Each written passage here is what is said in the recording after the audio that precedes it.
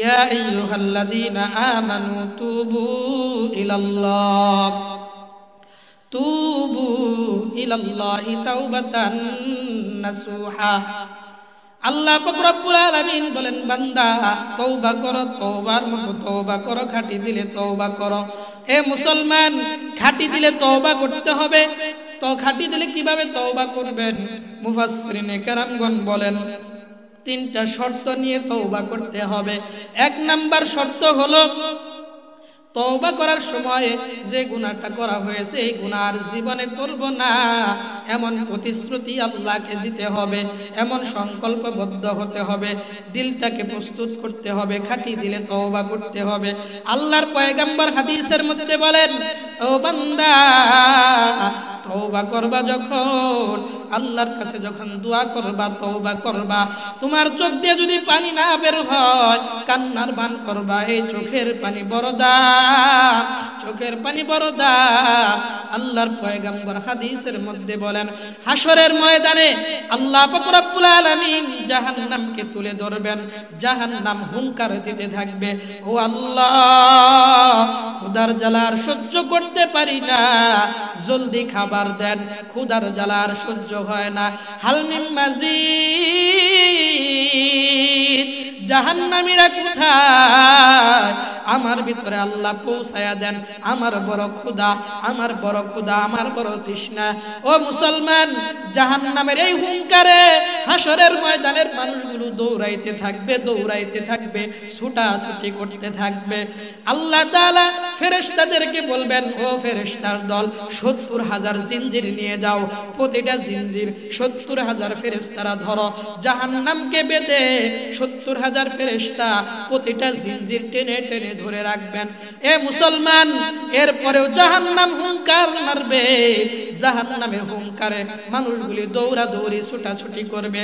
এমন সময় আপনার আমার নবী, মায়ার নবী, আল্লাহর আরশে আজিমের পাশে গিয়ে সিজদায় পড়ে আল্লাহকে ডাক দিয়ে বলেন, আল্লাহ, ও মালিক, জাহান্নামের হুঙ্কারকে বন্ধ করে দেন, জাহান্নামের এই আওয়াজকে আপনি বন্ধ করে দেন। আল্লাহ পাক রব্বুল আলামিন জিবরিল আমিন আলাইহিস সালাতু ওয়াস সালামকে বলবেন, ও জিবরিল, যাও, আমি আল্লাহ তাআলা আরশে আজিমের পাশে একটা ছোট্ট শিশির ভিতরে আমি আল্লাহ পাক রব্বুল আলামিন কিছু পানি জমাট করে রেখেছি, কিছু পানি আমি আল্লাহ তাআলা রেখে দিয়েছি, ওই পানিগুলো আমার পয়গম্বরের হাতে দাও। হে মুসলমান, আল্লাহর পয়গম্বর বলেন, ফেরেশতা জিবরিল আলাইহিস সালাতু ওয়াস সালাম আল্লাহর পয়গম্বরের হাতে ওই ছোট্ট শিশি থেকে পানিগুলো বের করে দিবেন। বের করে দেওয়ার পরে আল্লাহর পয়গম্বর ওই পানিগুলো নিয়ে জাহান্নামের দিকে এভাবে ছিটা দিবেন, জাহান্নামের হুঙ্কার বন্ধ হয়ে যাবে। আল্লাহর পয়গম্বর এবার সিজদায় গিয়ে আল্লাহকে ডাক দিয়া বলবেন, আল্লাহ, এটা কোন পানি? যে পানির ভিতরে এত ক্ষমতা, যে পানির ভিতরে এত শক্তি আল্লাহ আপনি দিয়েছেন, ও আল্লাহ, এটা কোন পানি? যদি একটু আল্লাহ আপনি আমাকে জানায়া দিতেন। আল্লাহ ডাক দিয়া বলবেন, ও নবী আমার পয়গম্বর, এটা দুনিয়ার কোন খাল বিলের পানি না, নদী নালার পানি না, এটা জমজম কুবেরও পানি না, এটা হাউজে কাউসারের পানি নয়। ও আল্লাহর পয়গম্বর, আপনার কিছু গুনাহগার উম্মত, আমার কিছু গুনাহগার বান্দা, ওই যে গুনাহ করেছে সারাটা জীবন, শেষ রাত্রে উঠে আমি আল্লাহ পাক রব্বুল আলামিনের কুদরতি পায়ে সিজদা করে ছোট্ট বাচ্চার মতো, শিশু বাচ্চার মতো, শরম নাই, লজ্জা নাই, আমি আল্লাহর কাছে দুই হাত উঠাইয়া বলছে, আল্লাহ, জীবনে কত গুনাহ করলাম, আপনি ছাড়া তো কেউ জানে না। আপনি যদি আমাদেরকে মাফ না করেন, কার কাছে যাব, কার কাছে ক্ষমা চাবো? ও আল্লাহ, আমাদেরকে মাফ করে দেন। আল্লাহর পয়গম্বরকে আল্লাহ তাআলা বলেন, ও নবী, আপনার গুনাহগার উম্মতের চোখ দিয়ে যে ওই যে মাসির দানা পরিমাণ, মাসি পরিমাণ এক ফোঁটা পানি আসতো, নাকের ডগা পর্যন্ত আসতো, আমি আল্লাহ পাক রব্বুল আলামিন ওই পানিগুলোকে জমা করে রেখেছি হাসরের ময়দানে জাহান্নামের হুঙ্কার বন্ধ করার জন্য। সুবহানাল্লাহ বলেন। আরো জোরে বলেন সুবহানাল্লাহ। এ মুসলমান, চোখের পানি বড় দাম, এজন্য মুসলমান চোখটাকে বন্ধ করে দেন। বেশি লম্বা আর আলোচনা করব না, চোখটাকে বন্ধ করেন, একটু চিন্তা করেন মুসলমান। আজকে আমি যদি দুনিয়ার থেকে বিদায় হয়ে যাই, দুনিয়ার থেকে চলে যাই, আমার বড় ছেলে, আমার মেয়েরা, আমার ছেলেরা বাঁশ কাটার জন্য যাবে, আমার পাতা পাড়া প্রতিবেশী কেউ যাবে কবর খোঁড়ার জন্য, মহিলারা গরম পানি বড়ই পাতা দিয়ে গরম পানি করতে যাবে। ও মুসলমান, আপনার আমার জীবনটা যেদিন শেষ হয়ে যাবে, আমি এত সুন্দর বিল্ডিং বানাইলাম, সুন্দর বাড়ি আর গাড়ি করলাম, আমি লক্ষ টাকা দিয়ে খাট বানাইলাম, সুন্দর জাজিমের ব্যবস্থা করলাম, আমার যেদিন ইন্তেকাল হবে ওই দিন কিন্তু ওই সুন্দর খাটের ভিতরে, ওই জাজিমের ভিতরে আপনাকে আমাকে রাখবে না। এমন ঠান্ডার দিন, এরপরেও আপনার আমার লাশটাকে বাড়ির উঠানের ভিতরে রাখা হবে। মসজিদের ওই 4 পায়া বিশিষ্ট খাটটা আপনার আমার বাড়িতে চলে আসবে, সবাই কান্নাকাটি করবে, বাবা, আমার সন্তানেরা কান্নাকাটি করবে, সন্তান বাবা বাবা বলে চিল্লাবে, বাবা মায়ে বাবা মাও বাবা বাবা বলে চিল্লাবে, সন্তান সন্তান বলে চিল্লাবে। আপনি আমি কানে শুনবো, কিন্তু মুসলমান জবাব দেওয়ার মতো কোনো ভাষা থাকবে না, জবাব দেওয়ার কোনো সুযোগ থাকবে না। এ মুসলমান, এরপরে গরম পানি দিয়ে গোসল করাবেন, আপনাকে আমাকে যত দ্রুত সম্ভব কবরের ভিতরে নামায়া দিবেন। কবরের ভিতরে নামানোর পর দুনিয়ার জমিনে আমার যত আপন ছিল, যত বন্ধু ছিল, যাদেরকে আমি আপন আপন বলে চিল্লাইলাম, যাদের মায়া মহব্বত আর ভালোবাসায়, যে সন্তানের জন্য মায়া করে মহব্বত করে ভালোবেসে সন্তানের জন্য জীবন শেষ করলাম, ও মুসলমান, ওই সন্তান কবর পর্যন্ত যাবে, এরপরে কিন্তু আর আপনার আমার কোনো কাজে আসবে না। যে ধন দৌলত আমি করলাম, এটা কবর পর্যন্তও যাবে না। কবরে যাওয়ার পরে আপনার আমার আপন বন্ধু হবেন কে? একটু জোরে বলেন, আপনার আমার আপন বন্ধু কে? আল্লাহ। একটু জোরে বলা যাবে কি কে? ওই কবরের ভিতরে আপন হবে আমার আল্লাহ।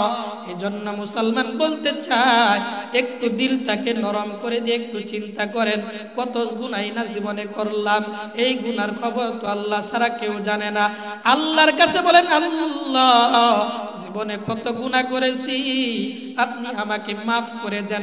একটা ঘটনা জেহেনের ভিতরে আসলো, মুসলমান ঘটনাটা বলেই দেই। পয়গম্বর মুসা আলাইহিস সালাতু ওয়াস সালাম একদিন বয়ান করতেছিলেন, একদল মানুষ আসলো, মুসা, এলাকার ভিতরে বৃষ্টি নাই, আল্লাহর কাছে দোয়া করেন, আল্লাহ যেন বৃষ্টির ব্যবস্থা করে দেন।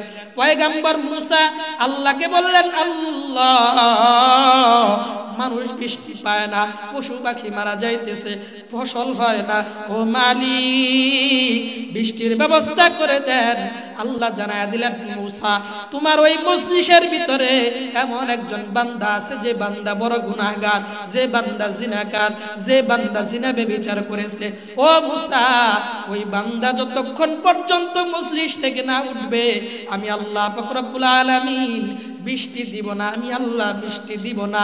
ও মুসলমান, পয়গম্বর মুসা আলাইহিস সালাতু ওয়াস সালাম এলান করলেন, এই মজলিসের ভিতরে কে আছো এমন জিনাকার, জীবনে জিনা করেছো, এখান থেকে উঠে যাও, তোমার কারণে আল্লাহ তাআলা বৃষ্টি দেয় না, এখান থেকে তুমি চলে যাও। এ মুসলমান, জিনাকার তো বড় বিপদে পড়ে গেলেন। কেমন বিপদ? এখন কান্না করলেও সমস্যা, উইঠা গেলেও সমস্যা। বুঝেন নাই? কান্না করলে মানুষ মনে করবে এই লোকটা জিনাকার, উইঠা গেলেও সারা জীবন আমাকে অপবাদ দিবে এই লোকটা জিনাকার। এবারে বান্দা কান্নাও করতে পারে না, উঠেও যেতে পারে না।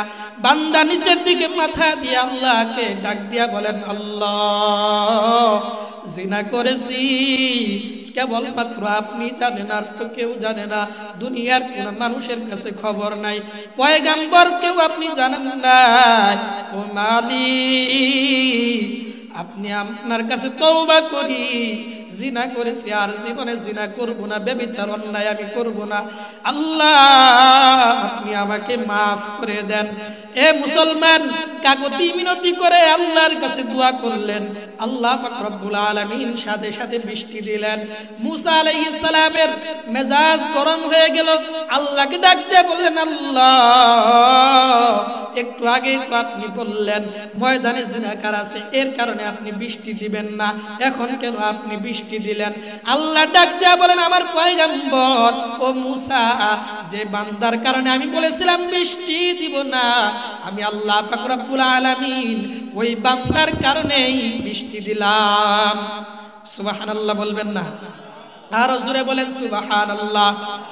মুসা আলাইহিস সালাম বলেন, আল্লাহ ওই বান্দার ব্যাপারে কিছুই বুঝলাম না, আপনি বললেন ওই বান্দার জন্য বৃষ্টি দিবেন না, আবার ওই বান্দার জন্য কেন বৃষ্টি দিলেন? আল্লাহ বললেন, মুসা মুআমালা হলো আমার সাথে, সম্পর্ক হলো আমার সাথে। বান্দা গুনাহ করেছে, গুনাহ করার পরে বান্দা আমি আল্লাহর কাছে কাকুতি মিনতি করে বান্দা দুই ফোঁটা চোখের পানি ছেড়ে আমি আল্লাহর কাছে তওবা করেছে, আমি আল্লাহ পাক রব্বুল আলামিন এই জন্য ওই বান্দার কারণে তোমাদের জন্য বৃষ্টির ব্যবস্থা করে দিলাম। এই জন্য বলি মুসলমান, হাতে আর পায়ে ধরে বলতে চাই, আসুন আমরা আল্লাহর কাছে তওবা করি। আল্লাহর পয়গম্বর হাদিসের মধ্যে বলেছেন, আত-তাইবু মিনাজ যামবি কামাল্লা যামবা লাহু। যে বান্দা গুনাহ করার পরে খাঁটি দিলে দিলটাকে খাঁটি করে, যে বান্দা গুনার কথা স্মরণ করে জীবনে আর কোনোদিন গুনাহ করব না এই কথা বলে যে বান্দা আল্লাহর কাছে তওবা করবে, আল্লাহর পয়গম্বর বলেন মনে হয় এই বান্দা জীবনে কোনোদিন গুনাহ করে নাই। অবস্থাটা তার এমন হবে, জীবনে কোনোদিন কি করে নাই? গুনাহ করে নাই। এত গুনাহ করলাম, গুনাহ করার পরে তওবা করলে আমার আপনার জীবনের আমলনামাটা এমন হবে মনে হয় আমরা জীবনে কোনোদিন কি করি নাই? গুনাহ করি নাই। আল্লাহ সূরা তাহরিমের ৮ নম্বর আয়াতে কারিমার শেষের অংশের দিকে আল্লাহ বলেন, আসা রাব্বুকুম মাইকাফিরু আনকুম সাইয়্যাতিকুম। আল্লাহ পাক রব্বুল আলামিন বলেন, বান্দা খাঁটি দিলে তওবা করবা, তওবা করার কারণে আমি আল্লাহ যে তোমার গুনাহটা লিখেছিলাম যে খাতার মধ্যে, ওই খাতার ভিতর থেকে আমি আল্লাহ গুনাহটা মুছায়া দিলাম, আমি আল্লাহ তাআলা মিঠাইয়া দিলাম, আমি আল্লাহ মিঠাইয়া দিলাম। ওই গুনাহ ওখানে লেখা নাই। এখন বলেন তো দেখি, যে পেন্সিল দিয়ে লেখার পরে ওইটা যদি রাবার দিয়ে আমরা মুছে ফেলি, ওইখানে একটা চিহ্ন থাকে কি থাকে না? থাকে না? চিহ্ন থাকে। আল্লাহ বলেন, বান্দা গুনাহ করার পরে তোমার ওই খাতাটা খালি পড়ে গেল, ওই খাতাটা খালি আছে, এখন আমি আল্লাহ কি করব? আল্লাহ বলেন, বান্দা তওবা করার কারণে আমি আল্লাহ পাক রব্বুল আলামিন ওই জায়গাটাকে নেক আমল দিয়ে ভরপুর করে দিলাম। আর জোরে বলেন সুবহানাল্লাহ। এ মুসলমান, এজন্য আসুন আমরা আল্লাহর কাছে তওবা করি, খাঁটি দিলে তওবা করি। এজন্যই আল্লাহ বললেন, কুল ইয়া ইবাদিয়াল্লাযীনা আসরাফু আলা আনফুসিহিম লা তাকনাতু মির রাহমাতিল্লাহ ইন্নাল্লাহা ইয়াগফিরুয যুনুবা জামিআ ইন্নাহু হুয়াল গফুরুর রহিম। আল্লাহু আকবার। আর জোরে বলেন আল্লাহু আকবার। আপনারা বয়ান শুনতে শুনতে অলস হয়ে গেছেন নাকি? আল্লাহ পাক রব্বুল আলামিন বলেন, পয়গম্বর দুনিয়ার ওই সমস্ত বান্দাদেরকে জানায়া দেন যারা জীবনে শুধু গুনাহ করেছে, এত গুনাহ করলো, গুনাহ করার পরে আজকে তারা উপস্থিত হয়েছে রামনগর এই দ্বিতীয় দিনের শেষ মজলিসে তারা উপস্থিত হয়েছে। আল্লাহ ডাক দিয়া বলেন, ও পয়গম্বর আপনি দুনিয়ার মানুষদেরকে জানায়া দেন, এ রামনগরবাসী, আপনারা আমরা যারা গুনাহ করলাম, গুনাহ করতে করতে আজকে মজলিসের ভিতরে উপস্থিত হইলাম, মসজিদের ভিতরে উপস্থিত হওয়ার পরে আমরা এই মাহফিলের ভিতরে উপস্থিত হইলাম। মাহফিলের ভিতরে উপস্থিত হওয়ার পরে আল্লাহ বলেন, ও বান্দা তোমার কাছে আমি আল্লাহ একটা জিনিস চাই, সেটা হলো বান্দা কেবলমাত্র শুধুমাত্র আমি আল্লাহ পাক রব্বুল আলামিনের কাছে তওবা করবা, আমি আল্লাহ তাআলা তোমাদের জীবনের সমস্ত গুনাহ মাফ করে দিব। সুবহানাল্লাহ। এজন্য মুসলমান খাঁটি দিলে তওবা করতে পারবো তো ইনশাআল্লাহ? পারবেন? সবাই পারবেন? দেখি আমরা আল্লাহর কাছে কে কে তওবা করব, হাত উঠায়া দেখেন, সবাই হাত উঠা। আল্লাহ আপনি আমাদের জীবনে সমস্ত গুনাহগুলোকে মাফ করেন। সবাই বলেন আমিন, আরো জোরে বলেন আমিন। আমরা জীবনে আর কোনোদিন গুনাহ করব না ইনশাআল্লাহ। এই মুসলমান, আমি আরো অনেক কথা ছিল, আগামীকাল পর্যন্ত আপনারা বয়ান শুনবেন, লম্বা রাত পর্যন্ত, গতকালকেও শুনেছেন, এই জন্য বেশি রাত্রি বলার দরকার নাই। কিন্তু আমি আপনাদেরকে যেটা বোঝাতে চাই সেটা হলো, আসুন আমরা আল্লাহর কাছে তওবা করি। এখানে আমরা অনেক যুবক ভাই আছে, দেখেন যুবক ভাই, আপনার আমার জীবনের কোন হাল? আমি আজকে আল্লাহর নাফরমানিতে লিপ্ত, সদা সর্বদা নাফরমানি করতেছি। অনেক যুবক মনে করে বুড়া হওয়ার পরে তওবা করব, নামাজ কালাম যা কিছু করার কখন করব, বুড়া হয়ে গেলে। একটা গান গাইছিল, 1 সেকেন্ডের নাই ভরসা, 1 সেকেন্ডের নাই ভরসা। আপনারা কি জানেন, এই যেই শিল্পী এই গানটা লিখেছে, যেই শিল্পী এই গানটা যে মঞ্চের ভিতরে পড়েছে, ওই শিল্পী ওই মঞ্চের ভিতরেই মারা গেছে। জানেন এটা? ওই মঞ্চের ভিতরেই মারা গেছে। আল্লাহ দেখায় দিছে যে তুই যে বললি 1 সেকেন্ডের নাই ভরসা, আমি আল্লাহর ফয়সালা হলো তোকে দিয়েই দেখায় দিলাম সত্যি 1 সেকেন্ডের কোনো ভরসা। তাহলে আপনার আমার কি গ্যারান্টি আছে আজকে এখানে আছে বাড়ি পর্যন্ত পৌঁছতে পারবো? কি গ্যারান্টি আছে বলেন? এখন আমরা রাত্রি দিনে সদা সর্বদা নাফরমানি করি। আরে রাসূল কত সুন্দর করে বলেছেন, বান্দা তুমি রাতে ঘুমাবা, সারা রাত্রি নাফরমানি করলা, সারা দিন নাফরমানি করলা, ঘুমানোর সময় শুধু বলবা আল্লাহ আমাকে মাফ করে দেন। রাসূল বলেছেন বলতে দেরি, আল্লাহ তাআলা তোমাকে মাফ করতে দেরি হবে। আল্লাহ বলেন আমি শুধু তাকায়া থাকি ওই গুনাহগার বান্দার দিকে। কোন দিকে? দেখেন না, আমার আপনার পরিবারের মনে করেন যে সবচেয়ে যে ছেলেটা দুষ্ট, যে ছেলেটা দুষ্ট, বাবা মার কিন্তু আপনার যে ছেলেটা ভালো, ওকে নিয়ে বেশি কি নাই, টেনশন নাই, কারণ ছেলেটা যেখানে যাক ভালোই থাকে। যে ছেলেটা দুষ্ট এর প্রতি সবসময় কি রাখে, নজর রাখে। কেন? কোথায় যেন যায়, কি যেন করে বসে। আল্লাহ ঠিক তেমনি, যে বান্দা নেককার পরহেজগার আল্লাহর গোলামি করে, দাসত্ব করে, আল্লাহর ওই বান্দার চেয়ে যে বান্দা আল্লাহর সর্বদাই নাফরমানি করে, আল্লাহ শুধু ওই বান্দার জিহ্বার দিকে তাকায় থাকে, কখন যেন ভুলে বলে ফেলে আল্লাহ আপনি আমাকে মাফ করে দেন। ভুলে বলছে, কি বলছে? ভুল করে বলছে। আল্লাহ বলেন আমি আল্লাহ তোকে মাফ করে দিলাম। শুনেন নাই ঘটনা? এক বান্দা 30 বছর পর্যন্ত সনাম সনাম বলছে। কয় বছর? 30 বছর একটা মূর্তির সামনে বৈশা বৈশা সনাম সনাম সনাম সনাম জিকির করছে। 30 বছর পরে ভুলে একদিন জবান থেকে বের হয়ে গেছে সমাদ, বের হয়ে গেছে কি? সমাদ, আল্লাহর একটা নাম, আল্লাহর একটা নাম। আল্লাহ বলেন বান্দা আজকে তুমি আমাকে ডাকছো, লাব্বাইক ওয়া সাদাইক ইয়া আবদি। আল্লাহ বলছে বান্দা আজকে ভুলে তুমি একবার আমাকে ডাকছো, আমি আল্লাহ লাব্বাইক দিলাম, তোমার ডাকে আমি সাড়া দিয়ে দিলাম। সুবহানাল্লাহ। তাহলে শুধুমাত্র বান্দা আপনার আমার অবহেলা, ওই যে শুরুতে বলছিলাম গুনাহ করাটা এখানে আপনার আমার জন্য, মানুষের জন্য এটা দোষের কিছু না। গুনাহ করাটা এটা কি না?